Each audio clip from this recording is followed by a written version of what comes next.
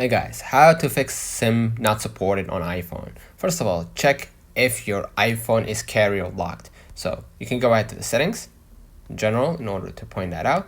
Go to the about, scroll a little bit down to the carrier lock. If you saw the option no SIM restrictions, it means your iPhone is unlocked, right?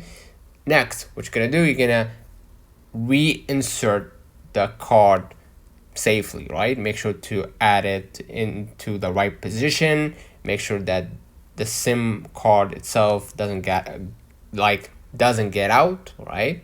And make sure it sticks with the with the thing that allows you to add it or to insert it on iPhone, right? So make sure it matches like the surface, right? Make sure it doesn't get out.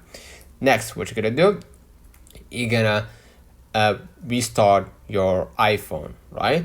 So I'm gonna swipe down to my control center and we're gonna shut down my iPhone by clicking shutdown icon right here, the familiar one, and then we open again using my lock screen. And of course, if you have a SIM code, just add the SIM code to unlock your iPhone, right?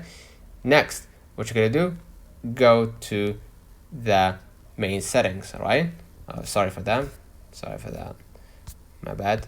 And then go to the general, and then software update. Make sure that your iOS is fully updated to the latest version, right, in order to fix that.